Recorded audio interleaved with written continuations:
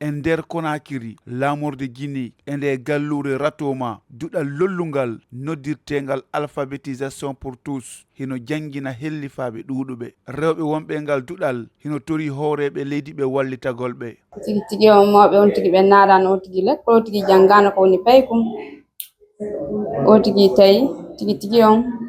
à chaque fois tawa hara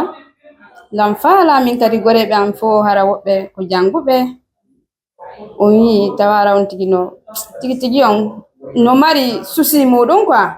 ɓeɗo tori kala rewɓe ɗi mawɓe am ɓe yahari lekkol ɓe yo ɓe geru ɓe ara ko lekkol ɓe janga ɓeɗo tori gouvernement lagine on yo ɓe wallito rewɓe ɓe jangaɓe fi no ɓe heɓira no ɓe jangira. Aboubacar Sidiki Ba jeynde yankejo woni ko sincingal duɗal e himo artude ko naadimo e ɗum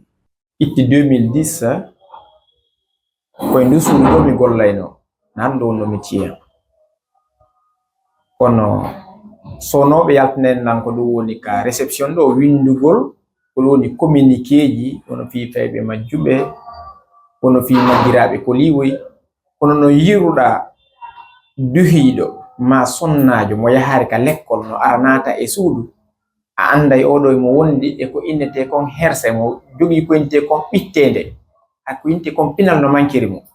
hay satte nden fou ko tawata kon goto be mi expliquana e feere mi hawtidata ɓe fou maɓɓe mi expliquana ɓe sinade so goto woni wadde o be ko niveau mum on wona jannede hooreɓe ndow suudu halfinandu janngingol ɓe hellifaɓe hino noddire ko faransir andragogie hino fottude caɗele fota sabu ko sandu humodirndu e ngal jagorgal duɗe tosoke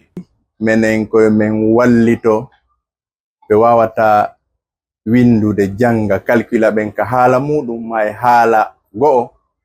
no ɓen ɗon wawira windugol janga calcula woɓɓe no toon ɓe naatali école ko ɓen innete analphabète ma ɗum non alphabétisé no woodi toon janguɓe ay seeɗa kono ɓe wawali continude ɓen no inne déscolarisé donc haray menen gaɓe men woni wallitade ɓen ko groupe ɗiɗi ko groupe déscolarisé et groupe non scolarisé ɓe naatali ɓen ka école few ko ɓe innete non scolarisé natɓe ɓen jangi seeɗa ko ɓe innete déscolarisé kono ɓe fuu hara ɓe haton jini e wallitede fi windugol janga calcula ka haala muɗum hoore ɓen hiɓe andi nafa mum kono ɓe anda ko woni alphabétisation si min wolinde alphabétisation kamɓe ɓe sika koko feƴƴayno kon ka laamu arano koko lala na ɗum le ko jannugol mo ɓay ko o moko ba ko haton jinno e goɗɗum ko haton jini kon jangugol ko ɗum waɗata menen ko andragogie men gollirta pédagogie ko fi fay ɓen andragogie ko fi moko ba ɓen andine wondema ɓiɓɓe Guinée ɓurɓe 90 e temederewel e rewɓe ɓurɓe 90 e temederewel jangata windata haray ɓurɓe ɗuɗude maɓɓe koko dowri woni